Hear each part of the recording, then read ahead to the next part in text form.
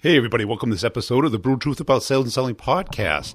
Today we're going to be talking about what makes great reps. I know I talk about this all the time, but it's different. I want to get other people's opinions. So I got a career sales leader on who's been enormously successful, came highly recommended off my LinkedIn request, and I'm having her on to share her story, share her perspective. She breaks it down to two things, and those are probably meta things, whether you talk about will. Will is a lot of things. It's mental toughness, it's determination, it's grit, it's mindset, it's everything that goes on in your head that you enable your body and mind to do. And then skill, well, skill encapsulates a lot of things too. It's your listening skills, it's your empathy skills, it's your your understanding of the sales strategy, because you just can't have good skills without a strategy in sales, especially in the B2B sales, because strategy is kind of the execution of your skills. And you're like, well, how do I get all this, Brian? How do I become better at it? You can sign up at b2brevenue.com. If you sign up for the Closing the Complex sale, I'm going to include the Year of Excellence. The Year of Excellence is going to be a 12-month series of every skill and ability that I can think of that fits into sales outside of strategy, because strategy is really closing the complex sale. It's assuming that you have good skills already, but I want to bring your skills up the next level, including mine. I said, what course would I want? And I go, I would want a year-long thing to get my game consistently up on everything from energy to focus to grit to listening, all of those things. I'm going to get the world's experts either on the show, in the course, or curate their content, modify it to sales, because it's too broad if we just modify it to life. I'm going to modify it to sales and then make it into this interactive course for 1 year with Closing the Complex sale. Then I'll separate it out in 2020 or maybe later in 2019 as a separate item for those who don't want to buy or get into the Closing the Complex sale. You don't want to close the sale. But enough of that. Hey, make sure you're checking out nudge.ai. You can't use the coupon code Brutal Truth for them and for Pipedrive, because we've got to monitor our total addressable market and understand the relationships that we have existing already to get into those accounts. As well as you can use that coupon code for Pipedrive. Pipedrive is enterprise quality right now.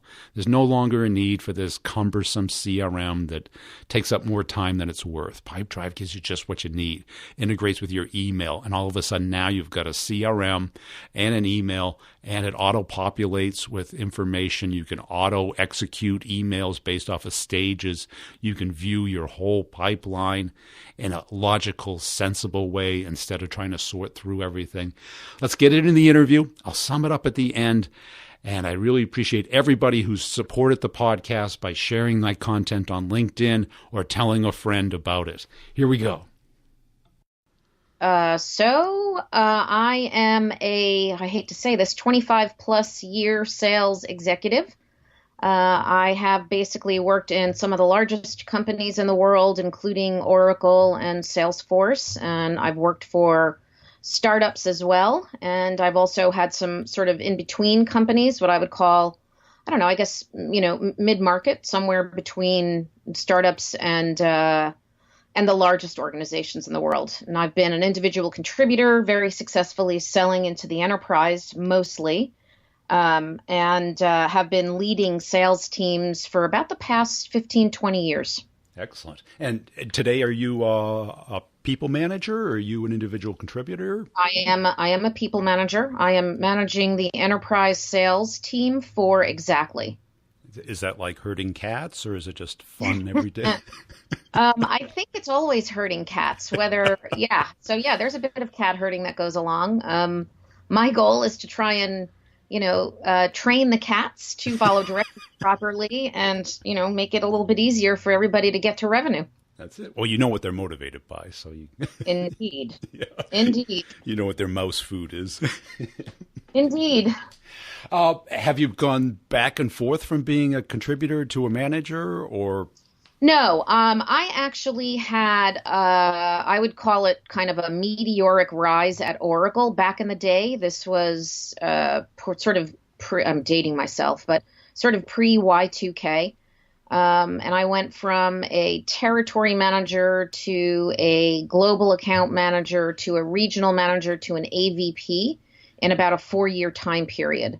And ever since I was asked to take on a management role, I've stayed in management the whole time, sales management. And how have you found it? Was it a big adjustment? It wasn't a big adjustment. I mean, I think honestly, part of the reason why I was tapped back in the day at Oracle to lead the team, I was actually a member of this, of the sales team, and I was tapped by one of the senior vice presidents because there was a hole in the leadership role for the regional manager, which was a local sort of New York position. And he tapped me on the shoulder to step into the role because he said, look, your team obviously respects you. You've been very successful selling, so you know what you're doing, and you have natural leadership qualities. So, people listen to you, you've demonstrated success, and we think you'd make a great manager. And I said, sure, I'll try it. And that's where I've stayed. Excellent. And what do you like about it versus being a rep? So I will tell you, there are a couple of legitimate stories in my life where I have had spouses come up to me and tell me, you have changed our lives for the positive. You've really made my husband, in this particular case, so happy and so much more successful than he ever thought he could be. And you really just, you've changed our lives. And that was the most rewarding interaction I've ever had. And it also summarizes why I like to lead sales teams and what the potential, what the best outcome can possibly be. That is rewarding, isn't it? I mean, that's certainly as a leader or a manager to get that kind of reaction as opposed to the alternative. Yeah, well, I've had those too, but that's just part of the job. And how did you do that? Can you maybe either that story or another one? Don't need names or anything, but sure. So how did I change somebody's life? Yeah, I'm sure positive. you took them from probably a B player to an A player, or helped them with a huge deal, or. Yeah, a little of both. So this was a bit of a struggling performer, and the interesting thing is that I look at how I assess the team based on two axes, if you will. It's what I call will and skill. So the skill is generally something that I can teach, right? If somebody is intelligent, if they're smart, they can learn something, they can pick something up through training, through sales enablement, etc. Will, however, is not teachable. So either somebody has the will to take feedback, to take coaching, to improve, to get better, or they don't. In this particular case, both of those qualities were there. The struggle was a challenge early on, but I basically gave this individual some very specific feedback and coaching and, worked through every deal with him along the way, and taught him skills that nobody had ever taught him before. Nobody before me necessarily even approached selling the way that I did. And I taught him a number of things, and he followed direction beautifully. And over time, after my coaching produced the results that I told him they would produce, because I've been doing this long enough, and he saw that, he kind of made those coaching moments his own. He embodied them and used them, on an ongoing basis, and turned around, poor performance into being a top performer. Now, when you said will, I kind of interpreted it a little bit different. You focused on the coaching side of it, the wanting feedback, the taking feedback, the openness. I was thinking of it more as the drive, the motivation, the desire. Yeah, I think it's a combination of both. Okay. And here's the reason why I think Will also, in my case, from an assessment anyway, it leans more towards the coachability, the feedback, et cetera, is because um, sometimes, and I've dealt with this as well. I've had an A player who was had definitely had the drive and the motivation, and coin operated and everything that you want a key salesperson to have. He did not have Will when it came to taking feedback, listening to direction, potentially shifting or changing things or doing things differently, listening, and he ended up being a cancer to my organization. And that, in even though he made his numbers, Yeah. he was not a source of energy for me or the rest of the team. And that's a really bad situation. And that happens quite a bit because, especially the best salespeople tend to be kind of, lone wolf is kind of a overused term, but people who have a very specific view of how the world works, it works for them, but they tend not to fit well with the other campers. Well, and again, that's a management skill set because I've had those as well. I mean, I had one of the best sales professionals I have ever encountered in my life, who was a complete lone wolf. And, I went into a couple of meetings with him. They were difficult meetings. And I did some things, in one particular instance, we weren't getting anywhere in this particular discussion. And I basically said, let's pack up. We're out of here. Sorry, but this is not good for us. So I said, pack up your stuff. We're leaving. The customer at the time was agape and couldn't believe that we left. And my rep, who is a lone wolf rock star, was absolutely just euphoric because he said, I have always wanted to do that, and I never have. And that was the best thing ever. And I said, well, okay, great. So the point of the story is you can still teach lone wolves tricks. And the flip side of that is I was never, as a manager, I was never heavy-handed with him. I trusted him. I let him go. I knew what he was going to do. I knew that he would deliver. And so while his will was a little, could be contentious at times, I knew when to press and when to not. Yeah. And so, and I told him too when we left the meeting, I said, listen, you're going to get this deal, but it's not going to be this quarter. And sure enough, they came back and he got the deal the following quarter. Yeah, that's a great story. And it sounds like you're open-minded to very different types of people and personalities as opposed to kind of the soldier mentality of everybody. Yeah, you have to be. Yeah, you absolutely have to be. I liken this to, I always tell anybody, who I'm interviewing with, or if I'm, discussing what my style is or what I look for in a team, my whole thing is I don't want a bench of Stepford wives. That doesn't help anybody. I've had, highly intellectual engineering types coupled with, pure relationship, folks coupled with people in between, et cetera. And it's really a great way to run an organization because everybody feeds off of everybody else, different skill sets, different styles, et cetera. And it keeps it interesting.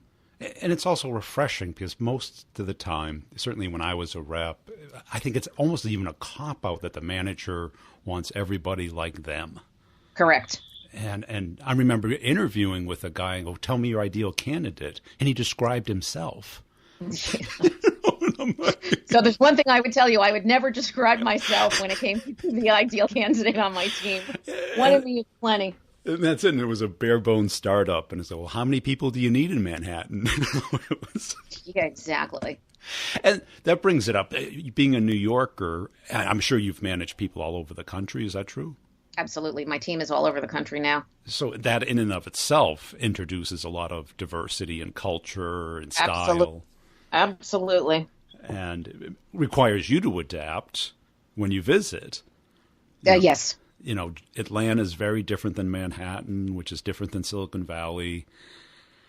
And, the words per minute and the topics and the amount of time spent on rapport. Yep. Was that much of an adaptive change for you when you had to kind of go across country? It was. I mean, I'm not, I had to obviously adjust communication style in the South. Some of the larger areas, the city, area like Chicago's and the Dallases and, the Silicon Valley, et cetera, they're a little more city oriented, but for the most part, I've learned, when to sort of put the gas on and when to be what I would consider more of a supporting cast member. Yeah. If I need to take the lead or be the bad guy, if you will, or the bad cop, I can. But I also spend a lot of time with my rep or who's ever in the room. It could be a team of people, really understanding what my role needs to be, and I have to adapt accordingly. Let's go on to the skill side. How do you define an A player for you? Well, I mean, it's you got to have will and skill. From a skill side, you can't argue with performance, so that is a critical factor. Somebody who consistently makes or exceeds their number. I think it's important, especially when I interview people. I expect, a behavioral and or a situational discussion. So I don't like to talk theoretical. I like to say I'd like to understand from somebody, tell me a specific, about a specific deal, the largest one you won, what level you were at. I want name, ranks, and serial numbers so I can assess the way somebody tells me a story, how, first of all, how accurate it is because you have details. And then, how they've gone about navigating a complex environment, multiple people, C-levels, negotiations, evaluation cycles, et cetera. And that to me gives me a really good feel for somebody's skill. And a lot of it is also, I think, communication can never be underestimated. I think communication is critical. And the way somebody communicates orally and then written in a written fashion is, to me, it's a leading indicator around skill or intelligence. That brings up a great point because, like, when I interviewed people at big companies, a lot of things happen not because of the person. Certainly if you work at one of the big brands, yeah, you might just luck into a deal. Yep. Right time, right place. And what you find out is 80% of the real work took place before that person got the account. Mm-hmm. Is that why you go through the whole life cycle of the deal, or? Yeah, that's one reason. Listen, I had that, recently with, in a couple of instances where, yeah, for whatever reason, change in, personnel, somebody leaves the company and, deals get handed to somebody basically because you need to pick up, management of the opportunity. And, as I participate and, assess throughout the sales cycle, it becomes clear to me that somebody who inherited a deal isn't necessarily the person who's going to be able to bring it to closure. You know what I mean? Or they can, but, it's because, to your point, 80% of it is already wired and, they've got to go through the steps of, a procurement process or whatever. Yeah. And that's it. You're really looking for that consistency, somebody who can take greenfield territory and turn it into an A-level territory, and somebody who can take an existing account and make it an enterprise account. Correct. And, even though those two things may be somewhat different skills, you need both. Absolutely. And that idea of being it repeatable as opposed to simply the elephant hunter, the person who shows up on December 31st with the $10 million deal. That's nice. Yeah. Right. But March 31st comes around too. Well, and like I always say, you have the elephant hunting, but I need zebras and gazelles in between to keep the lights on. Yes. And keep us all alive and eating. Yeah, exactly. Oh, you've been at Exactly for 3 months now, so you're just getting your feet underneath you. What do you see as the major challenges for you to grow that?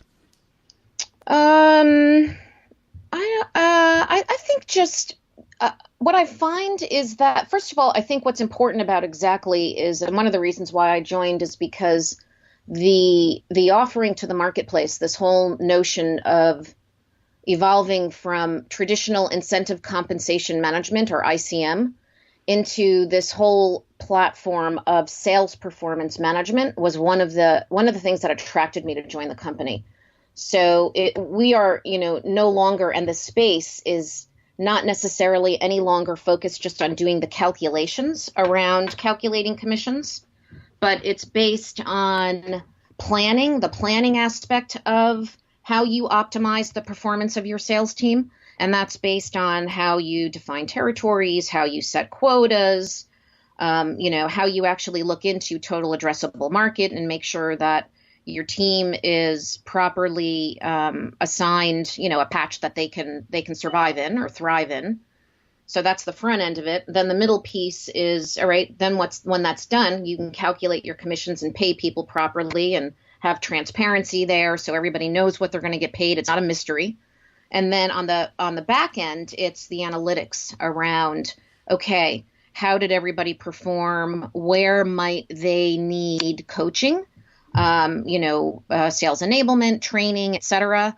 But there's also a very interesting thing that we've gone into, which is this whole notion of, and it's really not a new notion, but it's machine learning or, AI. I know those are buzzwords, but we actually just went through a really incredible exercise where, we have 13, almost 14 years of historical, sales performance data, right? Based on the fact that we've been around for 13 years and we've paid millions and millions of salespeople over years. And we have all that data based on, industry, et cetera. It's obviously anonymized and aggregated, obviously. But what we were able to do recently was look at an attrition model, which helps a sales organization see where there might be a risk of a rep defecting or leaving. And so we looked at this information, and it was astounding. There were two folks who came up on the scatter chart, basically with a high propensity to leave, and both of them did. Wow. So it was a really eye-opening experience for us. So that's sort of that's where this whole sales performance management area is going, and it's very exciting because right now, Exactly is the only company out there in this space that can give you this information, this insight, et cetera. So that's a very long-winded way and a little bit of a commercial to answer your original question, which was, what are the challenges? And I think for us as a company, having the reps educated and comfortable with, getting their brain around what this entire sales performance management platform means to a company is I would say probably the most short-term challenge, we're having, and we're getting there. And I say part of that because some of this solution has been created through acquisitions. So it's new. Our bread and butter and our core business is ICM. It's doing the calculations, creating the comp plans, paying people, et cetera, et cetera. So it sounds to me like a hugely complex sale in the sense that, who cares about this within an organization? Yeah. You certainly have the CFO, you have the CRO, the CEO, but who owns this problem? Well, that's a great question, and it depends. So you answered the question. It's a problem to the top of the organization. I mean, it generally spans, when you look at the entire organization, finance, sales operations, sales in and of itself. Those are probably and a lot of companies have compensation management teams. So those are the 3 or 4 key areas that we have to touch when a company is interested in a sales performance management platform.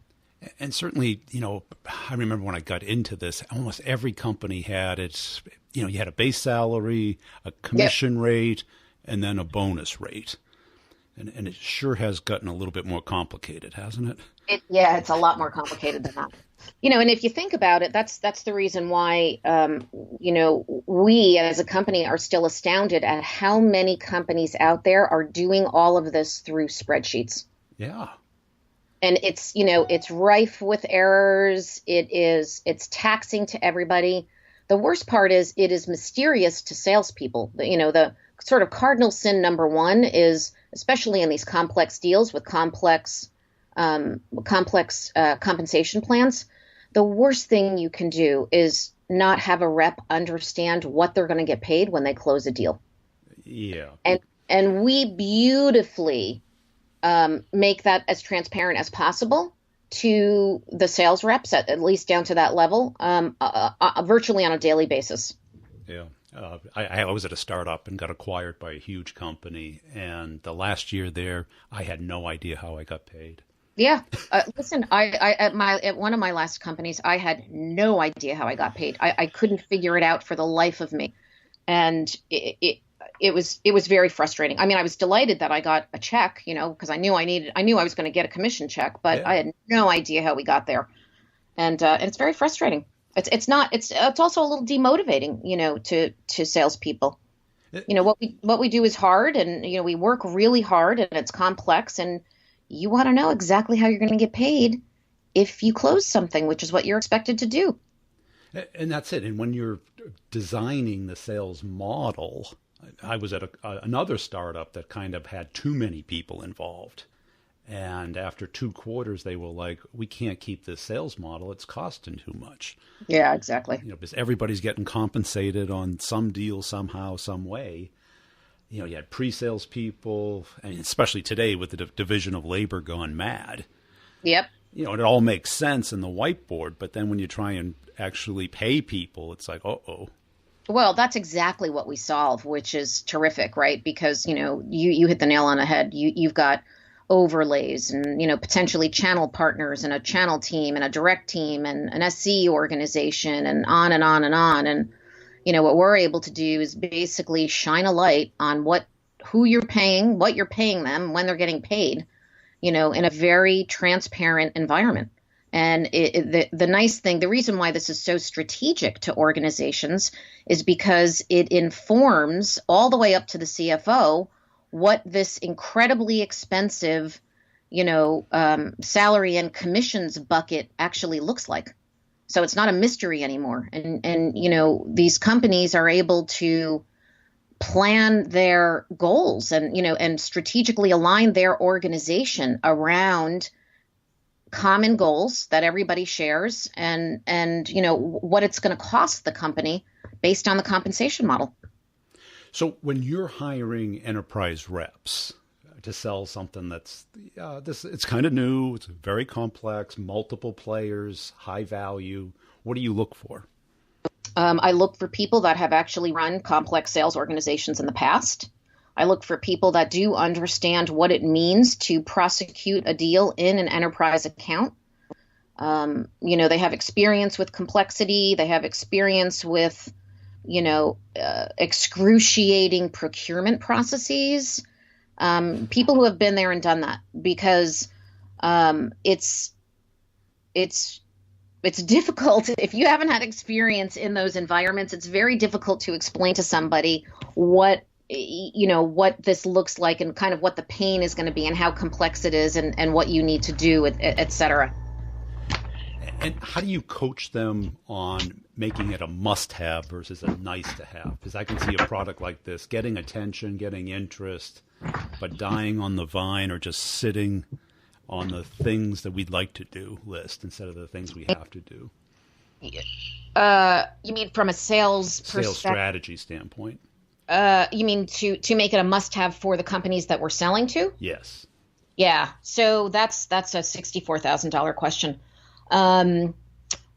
Most of the way that we go about making it a must-have is to quantify through. We have a pretty sophisticated ROI model. So these reps actually have to spend some time quantifying what the return on investment is, what the pain areas are, and how how those challenges are quantified from a dollar and an efficiency standpoint. And that's the easiest way, is because if it's quantifiable, you can illustrate to a CFO. Or I think we just did an ROI analysis for a deal that we're currently working. It's a pretty large deal. It's about $600,000 in license and another few $100,000 in implementation. And I think the payback, based on when we put in the numbers, was like 1.6 months. I mean, it was extraordinary. And I ran this model by my CTO, who does a lot of buying of technology for us. And I said, hey, what do you think of this $1.6 million payback? He said, sign me up. I'm in. So that's kind of an easy one. Now, again, refining the numbers and having everybody at the organization you're selling to buy into those numbers and believe them, et cetera, is kind of the big challenge. But that's the easiest way to make something a nice to have to a must have. There really has to be some quantitative data that everybody believes is true to make something a must have. And for all the junior managers or senior reps that are listening that want to get into this enterprise sale, and they're going to come interview with you, what coaching would you give them? Ask that again. I'm sorry, my connection is getting a little wacky. For junior managers or senior salespeople who want to kind of get into this enterprise sales space, that they're either working for a smaller company or doing smaller deals, what advice would you have for them?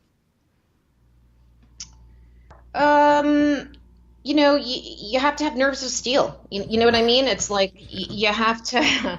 This isn't for the faint of heart, like I always say. This is it's a demanding role with lots of ups and downs, and you have to kind of steel yourself to power through a lot of the challenges that you're going to face. I mean, look, I've had numerous regular conversations with everybody, especially at the end of a sales cycle, where the advice is buckle up, because we're on the roller coaster ride. We're going to have highs and then we're going to have lows, because that's just the cadence of ultimately getting a deal across the finish line. And if you're faint of heart, you're going to lose. I mean, I still lose a lot of sleep when I'm in the middle of these deals. They're challenging, and you need somebody with a good stomach, and somebody who can stay balanced, not freak out and ride the roller coaster. Excellent. Hey, it's been a great conversation, Liz. Where do people go to connect with you and learn more about Exactly? Absolutely. I welcome it. Hey, I hope you enjoyed that. Will and skill. I mean, that breaks it down to two simple things that we can always remember. What level of will do you have? Are you at the A level where you're unstoppable, you will not be denied, that you jump out of bed every morning and go, boom, world, I want to sell something? Or do you kind of drag your butt and like, oh, give me a donut and a coffee and I'll make it through till 10 and then I can take a break? Hey, we all have to work on this daily. Everybody, all of us, me included. And trust me, every day I'm like, oh, I come up with my habits, my automatically awesome process. But it's hard. It's not easy. And the best way is to learn from others' mistakes. So that's all I have to say about that, but I'll continue talking anyway. Hey, appreciate everybody who supported the podcast by telling a friend, sharing the content on LinkedIn. You can just follow me on LinkedIn. I'm running out of connections, so it's probably best to follow me. I'll try and connect with as many people as I can. The best way is if I see you like or comment, I'll know you're a podcast listener, or just send a comment so I know who you are. I appreciate everything that you've done for me. And What? Let's have some fun. I've got some great episodes coming up in the next couple of weeks. Hey, have you checked out last week's episode on listening, deep listening? Listening is a critical skill that we need in sales, and we have to work at it, because as we get older, we become less effective listening, understanding. The desire to be understood is primal in us. And what we do is we typically don't use our words. We expect others to be able to read our minds, and our customers expect us to read their minds. And we can't, because we're focused on reading our own minds. And we have to develop these skills day in and day out. It's not like you arrive. Too many people think that selling is just something that you either know how to do or you don't. It's a skill. It's a performance. Go back on my episode on habits, where I have the Yankees coach on, and we talk about the habits of these, people making $25-30 million a year. They're not out drinking every night, partying it up like you see on TV. They're in their room. They're focused on the game. They're focused on going through their routine, stretching out, working out, warming up, because they want to win. We got to treat sales this way. We can't wing it. When I hear people, I like to wing it. It's like, well, that's like saying, imagine Billy Joel coming out on stage without warming up, and all of a sudden he hits the wrong note. Have you ever heard him on Howard Stern? Howard Stern, the show starts today at 7, but it used to start at like 6 in the morning. And these musicians are nighttime people, right? Because they play at night. They're not used to getting up early. So they're like warming up their voice. That's what we're doing in sales. We just got to warm up. We've got to look at our game, pull it apart, put it back together, practice the elements. When we win, understand why. And when we lose, understand how we can prevent it. That's what it's all about here. Thanks for listening, and we'll see you next time. Hey, everybody. Thanks for listening to this episode. And I really would appreciate everybody who goes onto LinkedIn, connects up with me, or follows me there. If you happen to see some of my content flying by, if you could throw a little thumbs up or a comment or a share, I definitely appreciate it. It helps spread the word about the podcast. And make sure you're checking out my website, B2BRevenue.com. You can get my free book on how companies make product selections. It's a real book. It is on Amazon, but I give it away for free. Just register there. It'll email you a link to it, and you can just download the PDF from there. Also, if you want to check out the courses, start the conversation, get the meeting, or closing the complex sale, and you have more questions about it, the short answer is there are video courses. You get access for a year, but it's also a community. What does that mean? You can ask questions anytime via voicemail or email. I answer them within a week, put them into the course. We have office hours every other week. It's an hour long course where you can I pick a topic, answer questions, you can ask questions. Also, you can schedule one-on-ones for free, and we just talk through your particular use case, and that gets shared with the course. So if you don't have time for office hours, or the timing doesn't work, or you just want some more one-on-one help, that's all included for a whole year. So it's really a year to go from where you are to where you want to be. And so it's not just videos. It's not just knowledge. It's practice. It's getting feedback. You can send me emails. You can send me your presentation. I'll help you with anything that you need to close the complex sale or get the meeting. And you can check out them at b2brevenue.com. So that's it. I really appreciate it. And please tell somebody about the podcast and let me know if I can help you in any way. Oh, and you want to hear some results from the course? Well, here you go. I love the approach. It's working for me just fantastic. If I sent you some of the emails, which I should, the conversations that I'm having with people, I think you'd be blown away because they're not really about work. Yeah. I've figured out if you can kind of get personal with them, like one lady, it's all about her family, kids. And then I sprinkled in a little bit around work, and she's LinkedIn, sending me messages on LinkedIn, photos of her family. No, I'm not even kidding. I should show this to you. You'd be stunned. I was shocked. And we're going to lunch on September 6th. And yesterday she shot me a LinkedIn message and said, "Hey, Ron, why don't we get on the phone and do a video call beforehand so our lunch isn't so awkward? We're like barely not meeting each other for the first time." Oh, holy cow, right? Like, this is unbelievable. So this is not the first time that this has happened. She's kind of an extreme, but I'm starting to figure out a pattern where I can actually make this a process,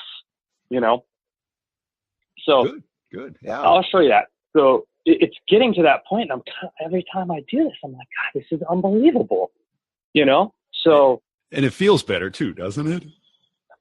Oh, Brian, let me tell you something. To be able to go to lunch with her, I'll even talk to her on the phone, right? We're going to talk about family, kids, work-life harmony, because I shared a thing with her from Bezos about work-life harmony. This is where the conversation will start. Now, at some point, we're both not stupid, right? We know we're going to talk about work. We know why we're both there. Right. But to kick it off this way is so much better. And to end that lunch with the last 5 to 8 minutes of telling, well, what are you guys doing with digital